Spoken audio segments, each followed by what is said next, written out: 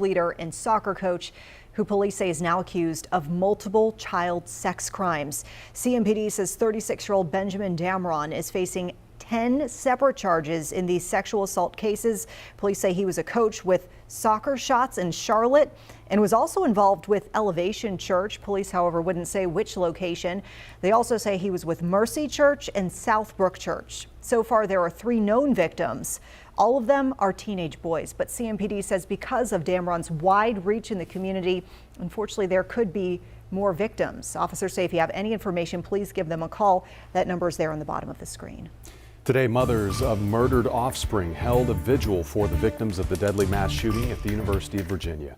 Devin Chandler, one of the 3 young men killed, was a CMS graduate of Huff High School in Cornelius.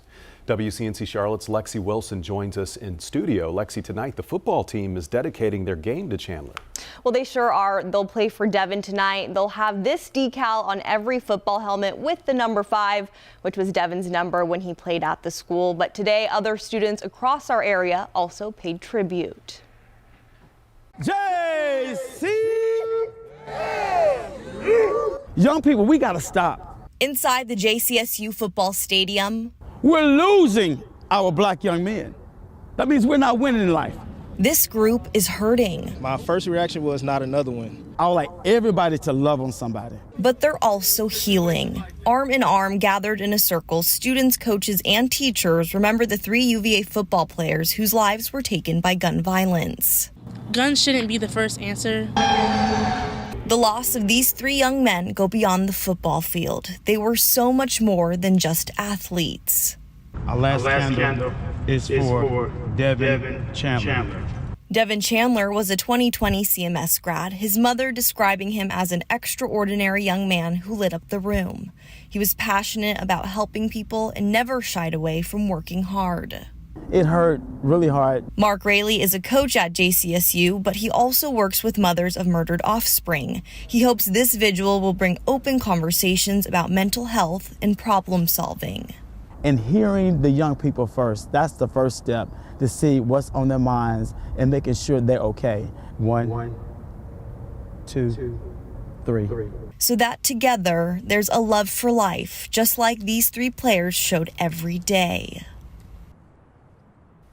And in a statement, Devin's mom says they are heartbroken but blessed by all the support and prayers. To show your support for the family, you can donate to the Devin Chandler Memorial Foundation. We'll have more information on that on our WCNC mobile app. Reporting live in studio for WCNC Charlotte, I'm Lexi Wilson. Such a terrible tragedy. Lexi, thank you for that report. An update tonight, we have learned the memorial service plans for a Charlotte woman who was an inspiration to many. Earlier this week, we told you Roz Singleton passed away. Well, she and her husband Ray captured the hearts of the nation in a viral video that showed Ray serenading Roz before she underwent surgery for brain cancer. A public viewing for Roz is happening next Friday, the 25th, with a celebration of life service following on Saturday. Those services are happening at 2 different churches in Rock Hill. We have those details listed on our website and mobile app. We have an update for South Carolina residents, a program meant to help them. I always stick with Brad Panovich when it comes to severe weather. He's rarely wrong. You should follow Brad if you don't already. He's usually right on the money with his forecast. I don't look at anything else besides what Brad says. We are fortunate to have him here. Brad Panovich. Experience the difference with WCNC Charlotte weather. A ring of thieves busted in a heavily armed takedown, accused of stealing millions of dollars worth of merchandise from stores in our area. It's a crime analysts say you end up paying for. Wake Up Charlotte's Michelle Bowden has the exclusive details in this morning's Where's the Money report. The thieves were shoplifting over-the-counter drugs from places like Walgreens, CVS, Target, Publix, and Walmart. And while shoplifting sounds harmless, it actually translates to big bucks and your bottom line. The crime sounds simple. It is anything but. What it involves is the organized shoplifting on a massive scale. The sheer numbers are shocking. Roughly $5 million in loss to these companies and ultimately to the consumer. Thieves targeting CVS and Walgreens stores, Target, Publix, and Walmarts, all in the Charlotte area. stealing over-the-counter drugs to then sell online. More than $5 million in stolen goods in the last 3 years. You're talking about dozens of people working together to steal from all these places. It's called organized retail theft, and investigators say Jeremy Huffman of Kings Mountain was the ringleader. This is organized in every sense of the word. People are recruited, sometimes from foreign countries, oftentimes domestically as well, to participate in these rings. They're very good at what they do. They cause major economic loss to the retailers, which is ultimately passed on to the consumer. In fact, retail theft costs the U.S. economy an estimated $125.7 billion a year. That translates to 658,000 lost jobs, or a 0.5% increase in unemployment. And retail theft is a growing problem, up 26% in 2021 from the year before. Those companies, while they're competitors, they do work collaboratively to try to prevent any sort of organized theft that harms the economy and harms their bottom line. Investigators used surveillance footage, photos, and more to piece together the ring and landed on Huffman as the so-called ringleader. The individuals in charge of this ring had significant violent criminal histories. So a team, dozens of law enforcement officers, executed 4 search warrants simultaneously last month to bring him in. They recovered more than $167,000 in stolen drugs and an arsenal. 28 firearms, multiple assault rifles and silencers, and 20,000 rounds of ammunition. And Huffman is charged under a North Carolina law just passed this year, making retail theft a more serious crime. This bill is fairly unique and forward-leaning amongst the states. North Carolina is in many ways leading the way to combat this problem. One of the other impacts of retail crimes, more and more retailers are changing their return policies, making it harder and harder for you to bring something back. Reporting in Charlotte, Michelle Bowden, WCNC Charlotte. When did you know what you wanted to be? Hey Mom, the weather's on! WCNC Charlotte's chief meteorologist, Brad Panovich, always knew what he was meant to do. All right, don't forget your umbrella. In fact, he joined the American Meteorological Society when he was 13. Now Brad is all grown up. You can see him right here on WCNC Charlotte, making sure you're informed and safe. Hey, where did all my hair go? Experience the difference. Thank you, Sarah. As Casey Kasem used to say, and now on the countdown. A look at Thanksgiving. I'm Larry Kasem. Let's take a look at it. Our forecast trend for Thanksgiving Day, upper 50s, maybe low 60s in a couple spots. So temperature-wise, a little bit below average, probably upper 50s. Showers late, so that's good news. So it's trending drier. In fact, we may get through the day without any rain at all. But looking ahead, that may be one of the warmer days next week. Certainly nowhere near warm right now. It's cold out there. It's 24 apiece at Boone and Jefferson, 31 degrees at Hickory. Lincolnton checks in 22 degrees in downtown Lincoln under clear skies. That's matched at Salisbury. In the Palmetto State, it's all tied up at Cheraw and Lancaster and Chester. They're 27 apiece. 29 degrees, clear skies here. We take it through the morning hours about 9 a.m. We're in the mid-30s at 9 a.m., not much above 51 degrees for high temperatures. 11 o'clock tonight, if you're out and about, 37 degrees under fair skies, a little bit of cloudiness at that time. Snowfall way up north there. They're expecting an unbelievable amount of snow in places like Buffalo. They could get maybe another foot of snow there. Some of those areas could get feet of snow with a big snowstorm up there, lake effect snow in that area. None of that for us. We're just talking about below average temperatures all the way for the next 10 days. We may see a couple days next week we're in the upper 50s. We did mention that Thanksgiving could be one of those. And then, look at that, on the 26th, as we get towards the end of the month, it's in the upper 40s. Not to say that December couldn't be a whole different situation. Many times it can be. Low temperature is Saturday morning, 27 as we head towards the weekend. And then next Monday, unfortunately, starting out the new week with temperatures in the morning in the mid-20s. And then next Wednesday, with a little bit of cloudiness right around 40 degrees for a low temperature. That's more like it. Check it out for today. Look for highs close to 39 at Jefferson, near 50 at Shelby and Cleveland County. Anywhere from Lancaster to Chester, Cheraw in that area, they're looking at temperatures in the mid-50s. And for us right here in the Queen City, not much above, right around 50 degrees or so. Low 50s again tomorrow. Sunday afternoon, partly sunny, about 49. And then there's that mid-20 low temperature on Monday. Looking ahead to next week, by Tuesday, we're around 56 degrees. And then Wednesday and Thursday next week, upper 50s. We put in a 30% chance of rain on Thanksgiving. Looks like that would be late in the day. So I think most of the day should be okay. And Thanksgiving at Grandma's house or wherever you may go in. Well, if you're going outside. In the meantime, Senator Tom Tillis says he's confident a bill that codify same-sex marriage into U.S. law will pass. Earlier this week, lawmakers from both sides of the aisle reached a compromise on the Respect for Marriage Act. Senator Tillis says protecting religious freedoms was a key amendment in the bill that he fought for. It confirms that nonprofit religious organizations won't be required to provide any marriage services if they choose not to. We have put together a bill that I believe does two things. One, it maintains the status quo with respect to same-sex marriage that was set forth by the Supreme Court decision. But then we make a lot of progress on ensuring that religious institutions, religious affiliated institutions are still able to observe their faith in the way that they have for decades or centuries. And I think that we've struck that balance. The bill was originally proposed after the Supreme Court's decision to overturn federal abortion rights. It's expected to pass after Thanksgiving.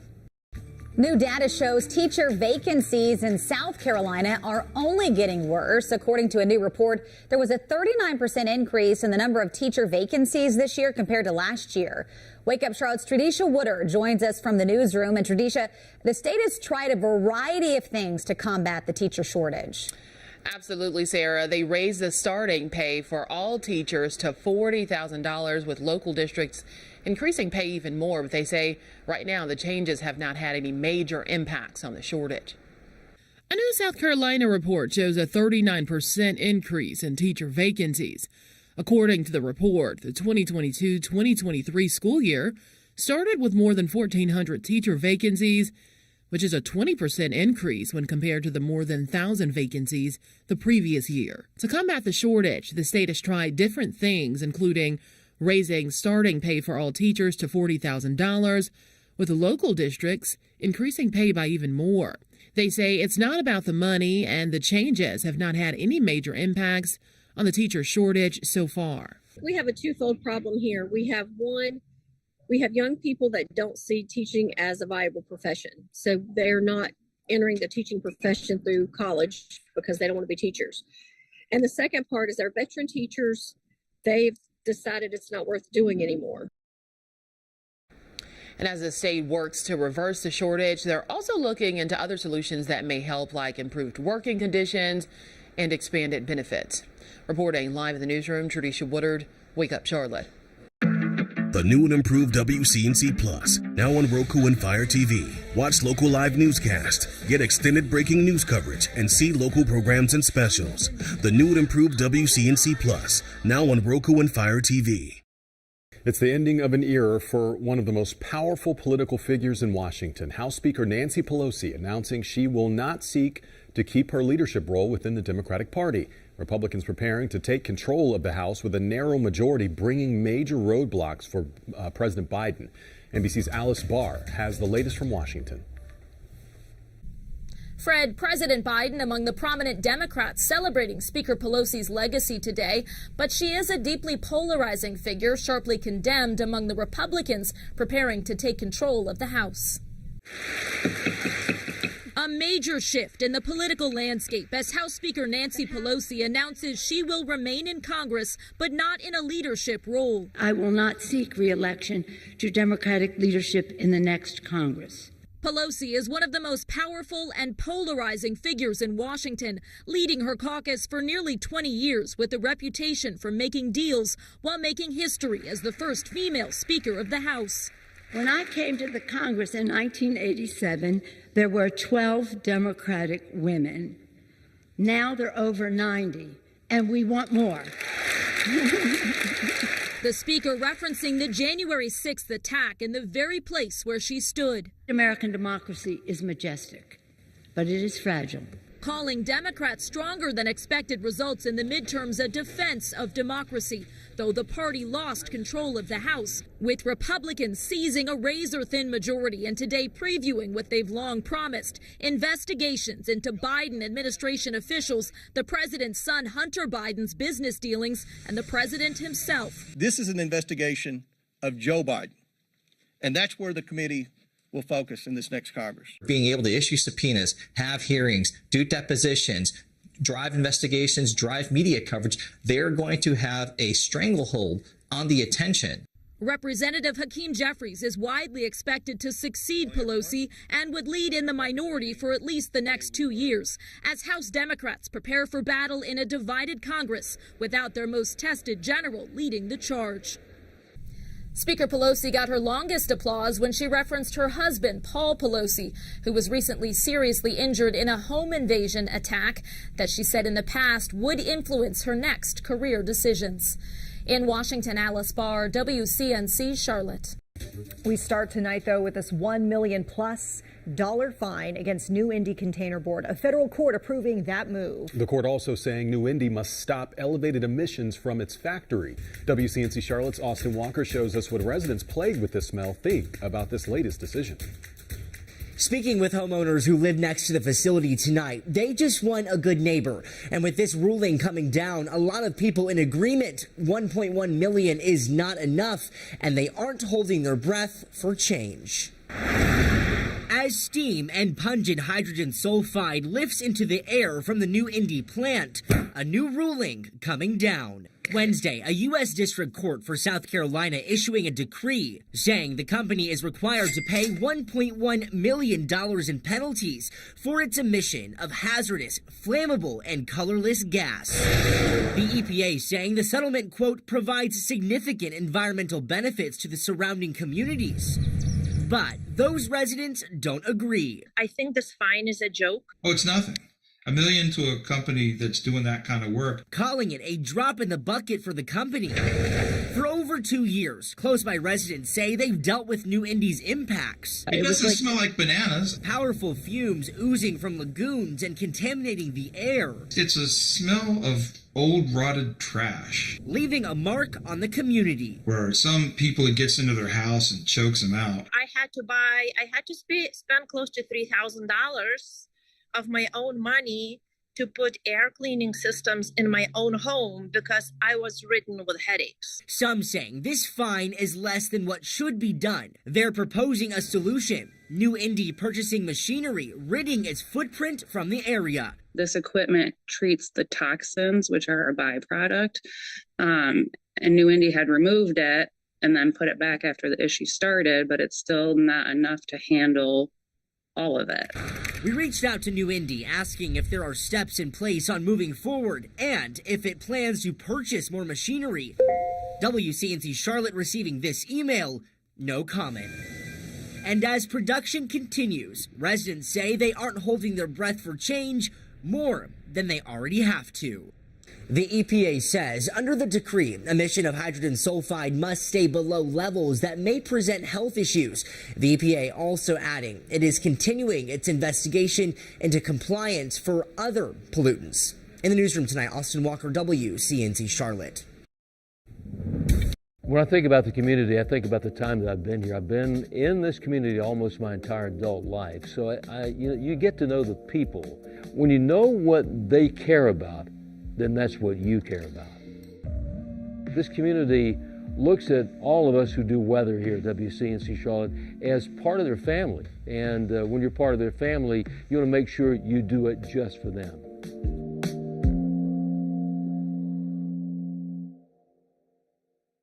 Thank you. Thanksgiving travel kicking off today as we head into the weekend before the holiday. Over the next week, more than 800,000 people are expected at Charlotte Douglas, and there are some key reminders for you and any loved ones coming into town. Wake Up Charlotte's Richard Devane joins us now from the airport. And Richard, the key for any travelers probably get there early, right? Yeah, that's the best advice. A good Friday morning, Sarah. Good Friday morning, everyone. We're here at Charlotte Douglas. You can see a lot of folks have already made it here. Just spoke to these guys, lacrosse guys. Hey, they're on their way to Texas. They just told me they're going to a lacrosse recruiting deal in Dallas. So good luck to them on this holiday season. If you have plans for this Thanksgiving weekend or, for the next 10 days, here's something you need to listen to. Bags packed and ready to go over the hills and through the woods or take to the air for this Thanksgiving weekend. At Charlotte Douglas, more than 820,000 passengers are expected to make their way through the terminals. That's about 72,000 every day over a 10-day period. So as always, you'll need to make sure you give yourself extra time. Airport officials say while Charlotte Douglas and airlines have extra staff working, you should still expect to see longer lines, like when you go through TSA, and of course, if you plan to park at the airport. I can't stress enough that parking will be in very high demand for this travel period. So it really is imperative that passengers plan ahead. You can book your parking online, so I would recommend that you do so. Go ahead and log on to the airport's website to book that parking. You can also go to parkclt.com. They don't want you to ticket. And I just spoke to someone I asked them how their parking was. They said their parking was pretty good. These guys are probably, good morning, how are you? Good, how are you? Where are you going? We're going to Dartmouth. Rugby tournament, right? Dartmouth, it's Nationals. Dartmouth, Nationals, good luck. Go Dartmouth. No, go, who are you guys? We're Queens. Queens College, yeah, Queens College. We got Queens College over here for rugby. We've got our folks going to their lacrosse tryouts and auditions. So lots of fun things to do during the Thanksgiving holiday. We'll have more in a little bit. Back to you. Richard, you're so funny. All right. A quick check of your fridge or pantry, and you'll probably find a few things either past their expiration date or nearing it. But should you throw them out, or is there ever a situation where expired food is still safe to eat? I'm Carolyn Bruck, and this is your Where's the Money Minute. Let's face it, these days a trip to the grocery store can break any family's budget, so we are all looking for ways to stretch our dollar. Problem is, according to the Natural Resources Defense Council, the average family of 4 throws away $1,500 a year in uneaten food. One survey revealing more than 90% of consumers report throwing away food too early because they misinterpret the labels. And those labels, they can be seriously confusing. From use before and sell by to expires on, the variety of terms can make it tough for you to figure out what can stay and what must go. A director with the FDA Center for Food Safety and Applied Nutrition said, a product can be past the best if used by date and still be safe to eat. What's more, the FDA only regulates date labels for baby formula. All the other ones that you see on packaged foods are set by the product's manufacturer. And in many cases, those dates indicate peak freshness, not safety. Bottom line, there are certainly limits to how long that loaf of bread will last, but it might not necessarily be the date listed on the package. Now, when it comes to expired foods, before chowing down, be on the lookout for signs that food is no longer safe to eat. Things like changes in consistency or texture. And of course, if it smells funky, it's probably best to throw it out. With your Where's the Money Minute, I'm Carolyn Bruck. Where's the Money? WCNC Charlotte. Where's the Money really is about leveling the playing field. It's about helping others and breaking down barriers. We don't want our viewers to be taken advantage of, so we're here to help. See the difference. We see ourselves as a resource for the community. A lot of times when people get to us, they've tried all kinds of other alternatives. They've knocked on doors that haven't been answered, or they go to places where there aren't doors. And we create openings for them. And that's what we do with Where's the Money. Thank you, Sarah. As Casey Kasem used to say, and now on the countdown. A look at Thanksgiving. I'm Larry Kasem. Let's take a look at it. Our forecast trend for Thanksgiving Day, upper 50s, maybe low 60s in a couple of spots. So temperature-wise, a little bit below average, probably upper 50s. Showers late, so that's good news. So it's trending drier. In fact, we may get through the day without any rain at all. But looking ahead, that may be one of the warmer days next week. Certainly nowhere near warm right now. It's cold out there. It's 24 apiece at Boone and Jefferson, 31 degrees at Hickory. Lincolnton checks in 22 degrees in downtown Lincoln under clear skies. That's matched at Salisbury. In the Palmetto State, it's all tied up at Cheraw and Lancaster and Chester. They're 27 apiece. 29 degrees, clear skies here. We take it through the morning hours about 9 a.m. We're in the mid-30s at 9 a.m., not much above 51 degrees for high temperatures. 11 o'clock tonight, if you're out and about, 37 degrees under fair skies, a little bit of cloudiness at that time. Snowfall way up north there. They're expecting an unbelievable amount of snow in places like Buffalo. They could get maybe another foot of snow there. Some of those areas could get feet of snow with a big snowstorm up there, lake effect snow in that area. None of that for us. We're just talking about below average temperatures all the way for the next 10 days. We may see a couple days next week we're in the upper 50s. We did mention that Thanksgiving could be one of those. And then look at that. On the 26th, as we get towards the end of the month, it's in the upper 40s. Not to say that December could be a whole different situation. Many times it can be. Low temperature is Saturday morning, 27 as we head towards the weekend. And then next Monday, unfortunately, starting out the new week with temperatures in the morning in the mid-20s. And then next Wednesday, with a little bit of cloudiness right around 40 degrees for a low temperature. That's more like it. Check it out for today. Look for highs close to 39 at Jefferson, near 50 at Shelby and Cleveland County. Anywhere from Lancaster to Chester, Cheraw in that area, they're looking at temperatures in the mid-50s. And for us right here in the Queen City, not much above, right around 50 degrees or so. Low 50s again tomorrow. Sunday afternoon, partly sunny, about 49. And then there's that mid-20 low temperature on Monday. Looking ahead to next week, by Tuesday, we're around 56 degrees. And then Wednesday and Thursday next week, upper 50s. We put in a 30% chance of rain on Thanksgiving. It looks like that would be late in the day. So I think most of the day should be okay. And Thanksgiving at Grandma's house or wherever you may go in. Well, if you're going outside,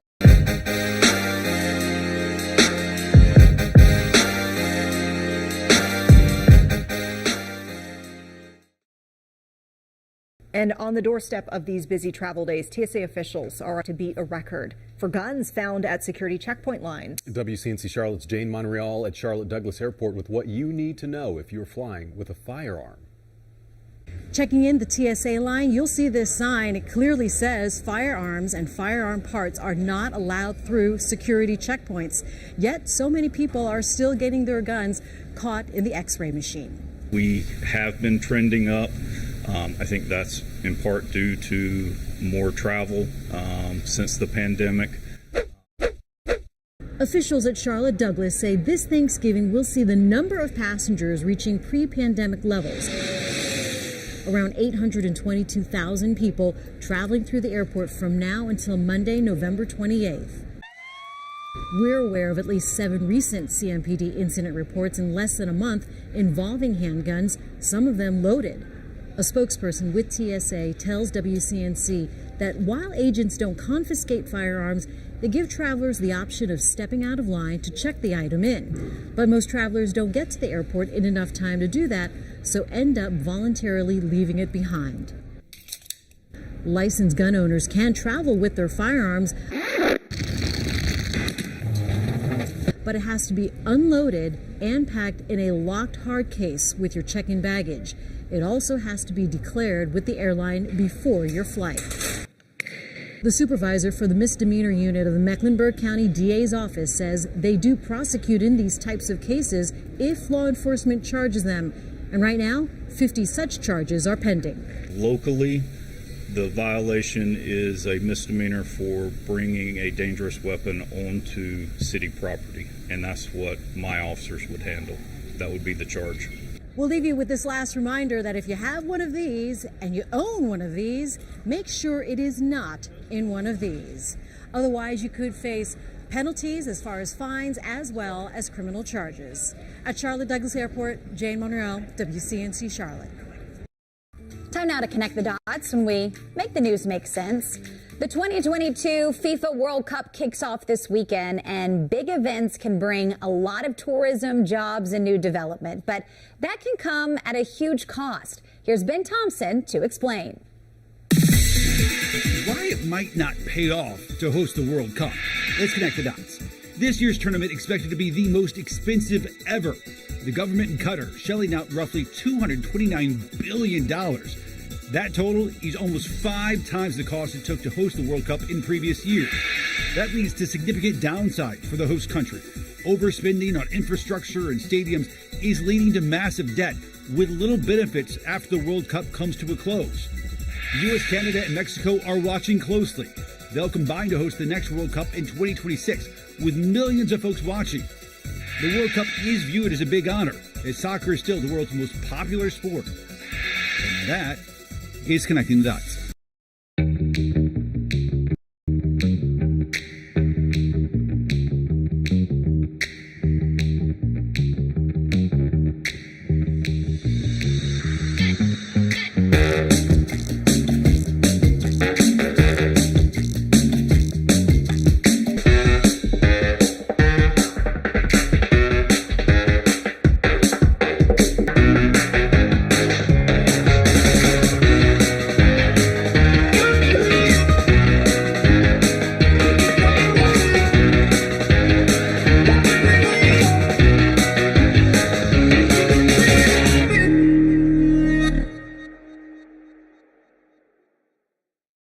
it's time to turn back our clocks. Our internal clocks can get confused, and with the sun setting before many of us get home from work, it could change how you're feeling.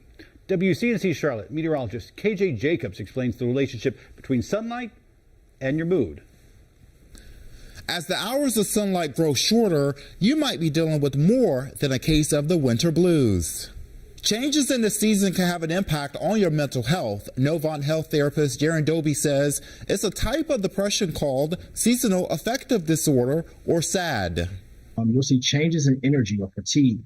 You see insomnia or even hypersomnia, overeating, changes in mood, anhedonia, which is low pleasure, low interest in doing things, changes in appetite, inappropriate guilt, or decreased concentration. Those changes are so often felt as the time changes. Between summer solstice in June and winter solstice in December, the amount of sunlight decreases by nearly 5 hours. It occurs as Earth tilts away from the sun and reduces the sun's angle. And don't go into hibernation. Like, make some plans with others. Plan a date for yourself. Being able to get out and do things and move around is something that can be very much so helpful. Doby says there are ways to cope with fewer daylight hours, make the daylight hours count, embrace winter events, be active and exercise, socialize with friends and family, and also add a new hobby to your routine. For WCNC Charlotte, I'm KJ Jacobs. The cold weather is sticking around for a while, and that means it's important to take steps to protect your home. Yes, indeed. Few simple things can save you money throughout the winter, and meteorologist Brittany Van Voorhees shares 3 you can do right now, so you're not left asking, where's the money? Picture it. It's your utility bill. Now imagine that number going up. According to the Department of Energy, heating your home uses more energy and costs more than any other system, typically making up 29%. Winterizing your home can help reduce electricity and natural gas costs and make your home more energy efficient. Here are some steps you can take right now. Persida Montanez, spokesperson for Dominion Energy, says measure your attic insulation. This is the layer of insulation that keeps warm air in your home from escaping. You can use a ruler or measuring tape to see that it is 12 inches or deeper. And the recommended number or grade to buy is R38. On average, it will cost about $2 to $5 per square foot. Next, you want to caulk, seal, or weather strip any doors, windows, or other openings to the outside. This will prevent the warm air from escaping and cold air from getting in. After a certain amount of time, they start to crack, they're not as efficient, and you'll know it. You'll walk by that part of your house and you can kind of feel a draft, or it's a little colder than other parts of your home. A caulk bottle and gun will cost less than $20 and can last multiple years. Weather strips average out at about $10. Next, check your air filters and change them if necessary. And if your filter is dirty, your heating system is doing a lot of work. It's also bad for air quality because you're breathing in all of those particles. So if you have asthma, changing your filter regularly is great for your health. Air filters typically range from $5 to $15 depending on size. One last money-saving measure is installing a smart thermostat. While these cost more up front, they can be programmed to automatically lower the temperature in your home when no one is there or overnight. In fact, the recommended temperature during winter is 68 degrees. Montanez recommends slowly dropping your thermostat now in order to get acclimated to that number. You can also open your windows and blinds during the day to take advantage of the sun and natural warmth. Closing them at night will also help insulate your home. By doing all of these things, experts estimate savings of 30% on your energy bill. For WCNC Charlotte, I'm meteorologist Brittany Van Voorhees. WCNC Charlotte. Weather is a kind of science that you get to see and experience every day. And I think some people don't even realize how much it affects them. That weather has a huge impact on how it threatens your family, your livelihood, or your home. So I think it really is one of those defining things we do that really affects everybody in our community. See the difference. That process of giving you a warning ahead of time and keeping you and your family safe is really important to me because I live here too. It's my family, it's my friends, it's my neighbors. We thank you for joining us here at 5:30. I'm Fred Shropshire. And I'm Vanessa Rufus. First up tonight, the Carolinas still hitting very hard by this flu season. Families getting together for Thanksgiving next week, so local hospitals are really urging you to make sure that you're prepared because the patient counts from the viruses we are seeing are really straining them. WCNC Charlotte's Lexi Wilson shares the changes being made to protect patients and staff. Coughing, runny nose, and fever. Flu season is in full swing. So we're seeing flu very early. North and South Carolina among the states seeing a very high rate of the flu, according to the CDC. Atrium Health and Novant Health now putting restrictions in place. Children 12 and under are not allowed to visit patients in hospitals and select facilities. The burden of infection in children is very high right now, so we're protecting them by keeping them out of a setting where there are other sick people and also protecting the patients. Hospitals feeling the strain. Hospitals are very busy right now, and specifically pediatric hospitals. Experts are asking for you to take precautions to help ease the burden on healthcare workers. Making sure you're using the right type of care for your medical needs. So, encourage virtual visits where it makes sense. Urgent cares and primary care offices are a good option, and try to save especially those emergency room visits for, severe symptoms. And we're also learning that some Charlotte pharmacies are low on Tamiflu. There is a nationwide shortage. Now health experts say that you need to make sure you get your flu shot, your COVID booster, and if you are sick, to stay at home. Reporting in Dilworth for WCNC Charlotte, I'm Lexi Wilson. A Charlotte nonprofit is suddenly selling one of the hottest clothing items in town and at the same time lifting up people who need it most. BRAVEWORKS helps women facing difficult circumstances by training them to become successful artisans. WCNC Charlotte's Michelle Bowden shows us how they're seeking solutions. Sales were declining when they came up with the idea to make these high fashion skirts that women across Charlotte are now wearing. The skirts are selling out and changing lives in the process. Kadis Tasima came to Charlotte from Ethiopia a decade ago to get better life. She didn't know anyone here, didn't speak the language, and struggled to find work, to find her place in the community. Everything is different because this is big city, big people. She found BRAVEWORKS, a nonprofit that works to empower women overcoming trauma and injustice both here in Charlotte and around the globe. The women they serve are refugees, women coming out of human trafficking, domestic violence, addiction, and more. And the agency works to turn them into financially stable artisans with a trained craft. We know it's important to empower these women who are coming out of such difficult circumstances. The goods they make, purses, jewelry, clothing, are sold here at their Dilworth boutique.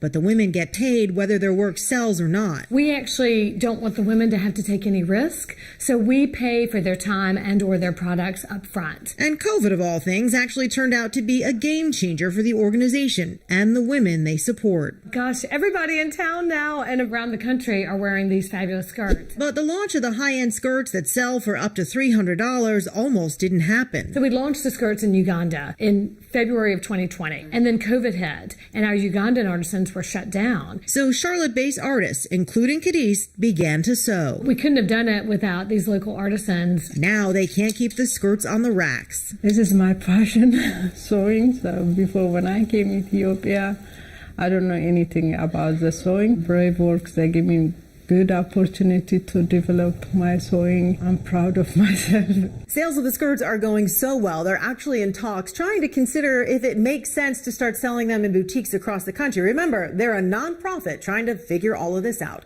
Reporting in Charlotte, Michelle Bowden, WCNC Charlotte. Life can be confusing. News doesn't have to be. By connecting the dots, we piece things together to literally make the news make sense. It's so important with what we do that we go beyond the headlines and we explain sort of the story behind those headlines. And that's what you can get from Connect the Dots. It's the why of that news you're hearing about.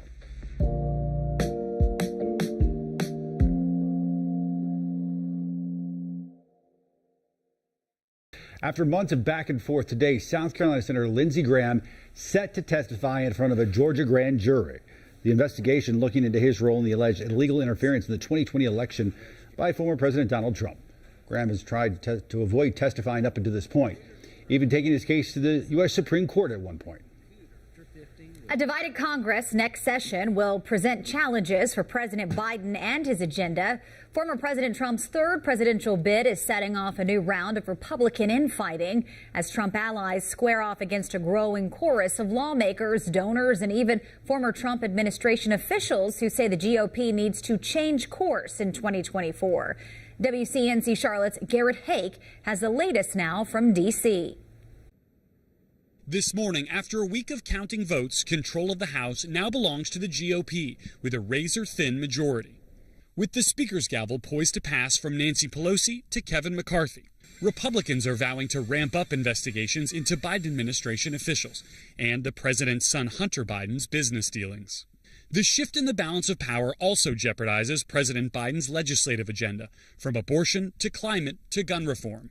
Even as Republicans celebrate their victory, they're confronting deep divisions in the party over former President Trump's 2024 presidential bid, with some allies saying they're on board. I like his policies. I like how tough he is. But a growing number of Republicans say it's time for the party to move on. We need to have a future-leaning party. Echoed by former Trump administration officials. I think he's unfit for office. I thought his remarks were very subdued and uninspiring. Republican megadonor and former Trump confidant Stephen Schwartzman tells NBC News he won't support the former president this time, saying, quote, "It is time for the Republican Party to turn to a new generation of leaders." Mr. Trump's leading potential rival, Florida Governor Ron DeSantis, is dismissing talk about a Republican civil war.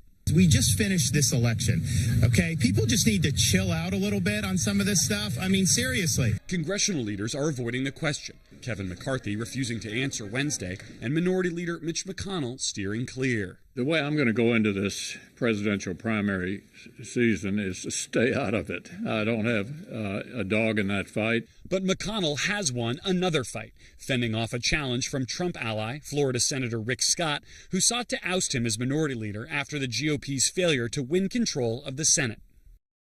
Several standoffs tonight to tell you about. We start with West Charlotte neighborhood slowly returning to normal after SWAT and CMPD had the scene blocked for hours tonight. They were responding near the 1200 block of Morris Chapel Road. Earlier today, Medic tweeted they took one person to the hospital with life-threatening injuries.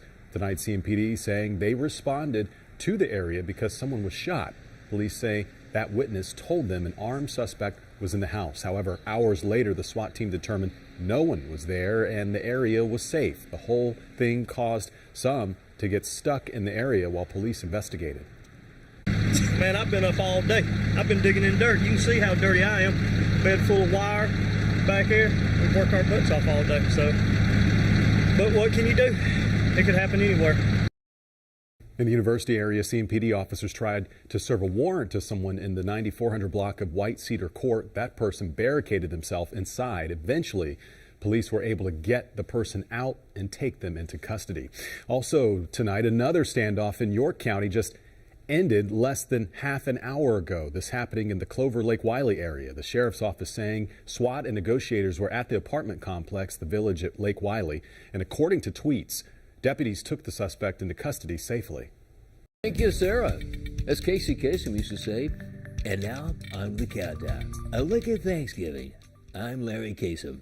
Let's take a look at it. Our forecast trend for Thanksgiving Day, upper 50s, maybe low 60s in a couple spots. So temperature-wise, a little bit below average, probably upper 50s. Showers late, so that's good news. So it's trending drier. In fact, we may get through the day without any rain at all. But looking ahead, that may be one of the warmer days next week. Certainly nowhere near warm right now. It's cold out there. It's 24 apiece at Boone and Jefferson, 31 degrees at Hickory. Lincolnton checks in 22 degrees in downtown Lincolnton under clear skies. That's matched at Salisbury. In the Palmetto State, it's all tied up at Cheraw and Lancaster and Chester. They're 27 apiece. 29 degrees, clear skies here. We take it through the morning hours about 9 a.m. We're in the mid-30s at 9 a.m. Not much above 51 degrees for high temperatures. 11 o'clock tonight, if you're out and about, 37 degrees under fair skies. A little bit of cloudiness at that time. Snowfall way up north there. They're expecting an unbelievable amount of snow in places like Buffalo. They could get maybe another foot of snow there. Some of those areas could get feet of snow with a big snowstorm up there, lake effect snow in that area. None of that for us. We're just talking about below average temperatures all the way for the next 10 days. We may see a couple days next week we're in the upper 50s. We did mention that Thanksgiving could be one of those. And then look at that. On the 26th, as we get towards the end of the month, it's in the upper 40s. Not to say that December could be a whole different situation. Many times it can be. Low temperature is Saturday morning, 27 as we head towards the weekend. And then next Monday, unfortunately, starting out the new week with temperatures in the morning in the mid-20s. And then next Wednesday, with a little bit of cloudiness right around 40 degrees for a low temperature. That's more like it. Check it out for today. Look for highs close to 39 at Jefferson, near 50 at Shelby in Cleveland County. Anywhere from Lancaster to Chester, Shaw in that area, they're looking at temperatures in the mid-50s. And for us right here in the Queen City, not much above, right around 50 degrees or so. Low 50s again tomorrow. Sunday afternoon, partly sunny, about 49. And then there's that mid-20 low temperature on Monday. Looking ahead to next week, by Tuesday, we're around 56 degrees. And then Wednesday and Thursday next week, upper 50s. We put in a 30% chance of rain on Thanksgiving. Looks like that would be late in the day. So I think most of the day should be okay. And Thanksgiving at Grandma's house or wherever you may go in. Well, if you're going outside,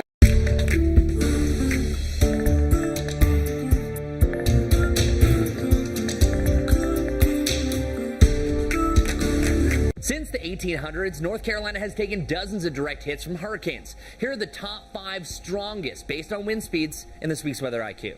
Number 5, Hurricane Fran, September 1996. Hurricane Fran is the only major hurricane to make landfall in North Carolina in the past 60 years. It produced maximum sustained winds at 115 miles per hour at landfall in Cape Fear and even stronger wind gusts. Number 4, Hurricane San Ciriaco, August 1899. It gets its name because it first hit Puerto Rico during the Catholic Festival. It made landfall days later on Ocracoke Island with estimated wind gusts ranging from 120 to 140 miles per hour. This storm knocked out bridges in the Outer Banks and wrecked ships off the coast, adding to the legendary graveyard of the Atlantic. Number 3, the Great Beaufort Hurricane, August 1879. This Category 3 storm snuck up on the Carolinas Crystal Coast. The eye's landfall in Beaufort, North Carolina, even caught the governor off guard. Wind gusts reached at least 138 miles per hour at Cape Lookout before the anemometer was blown away. Number 2, Hurricane Helene, September 1958. Hurricane Helene could have been number 1, but the strongest winds around the eye narrowly missed the coast by just 20 miles. The National Weather Service in Wilmington still recorded gusts up to 135 miles per hour, and the Coast Guard station at Cape Lookout measured gusts up to 144 miles per hour. Number 1, Hurricane Hazel, October 1954. Hurricane Hazel wins the top spot for the strongest known landfalling hurricane in North Carolina history. Hazel's eye came ashore in North Carolina and South Carolina border, creating devastating damage. Hitting at the same time as high tide, Hazel's storm surge was up to 18 feet high in Calabash. Hurricane-force winds were recorded in Raleigh and Fayetteville, and an estimated 1/3 of all buildings east of Charlotte were damaged. North Carolina has never seen a Category 5 hurricane, and let's hope it stays that way. I'm meteorologist Chris Mulcahy with WCNC Charlotte. WCNC Charlotte.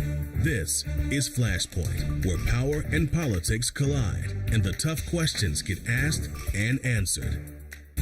Thanks for joining us here on Flashpoint. I'm Ben Thompson. The election here in the Carolinas is now over, and despite what was mixed results across the country, Republicans in North Carolina, they have a lot to celebrate this week. The GOP winning across the board from that big U.S. Senate seat, 2 spots on the state Supreme Court, and gains in the General Assembly, where state Senate now has a super majority, the Republicans do. In the state House, they're just 1 vote short of overturning a veto from the Democratic governor. In a few minutes, we're going to break down the results with political professor Michael Bitzer.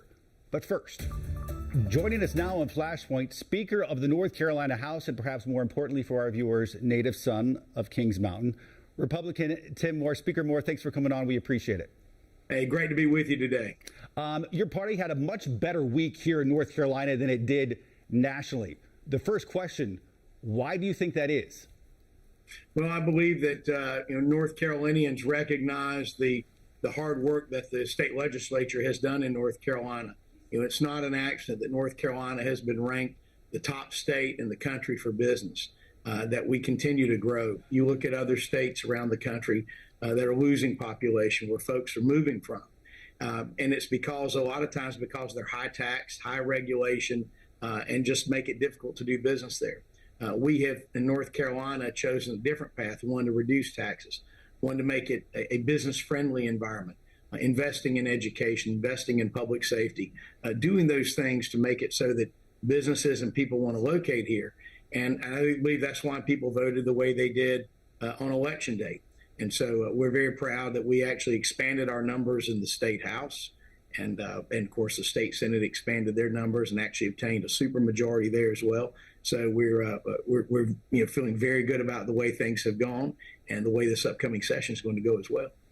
I know Ronald Reagan had a saying that one should not speak ill of other Republicans, and I'm sure you probably believe in that as well. But what do you think did not translate nationally, at least? I don't know. I think the jury is still out on that, and I believe that when it comes to the national environment, that we need to do a true deep dive about why things did not go as well as they should have, particularly in other states. But I can compare that with North Carolina, where every single statewide judicial race was won by a Republican, and I think that was due in large part to just how extreme this current Democratic Supreme Court has been on issues such as voter ID, where they essentially struck down a constitutional amendment adopted by the people in 2018 for photo ID for voting.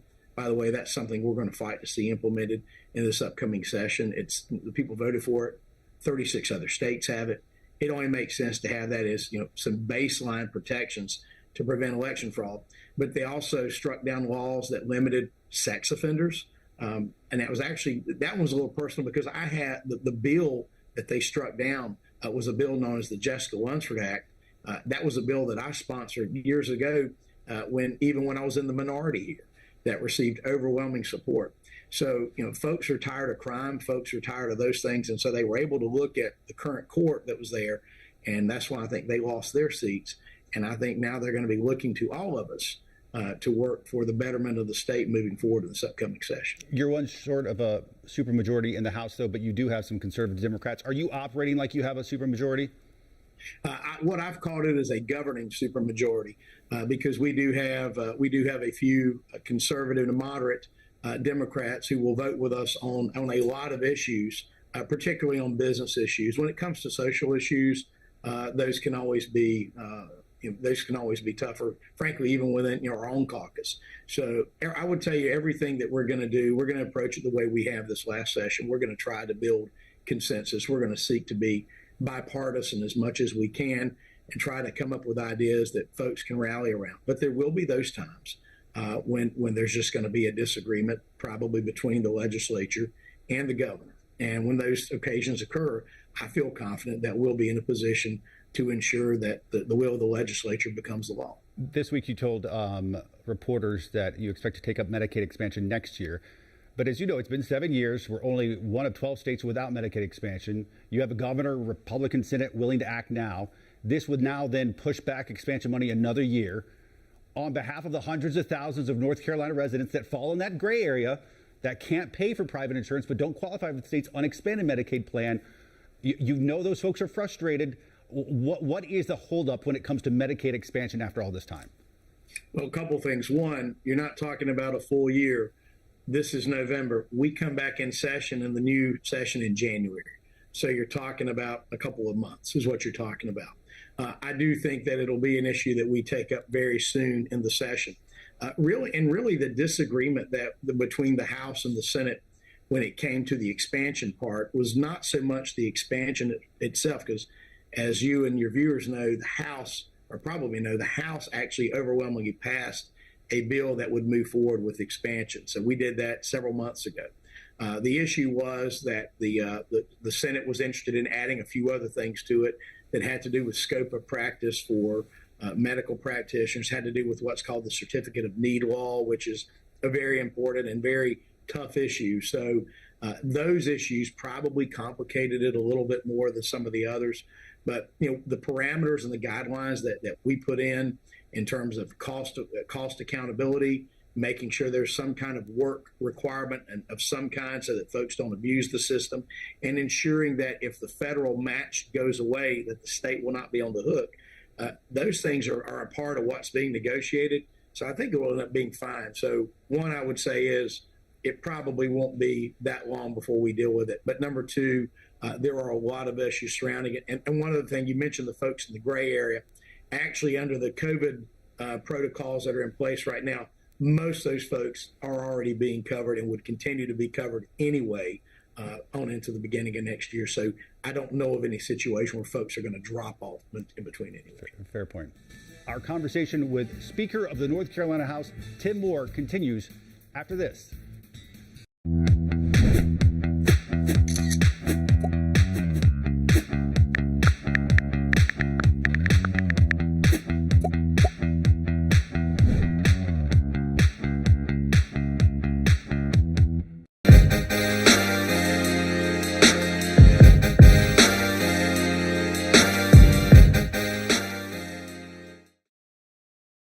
Well, 6 years after the wreck that almost took the life of our Larry Sprinkle, Larry is thanking the firefighter who saved him in a big way. And we also should mention it was a pretty big day for that firefighter for another reason, too. Larry brings us the special surprise.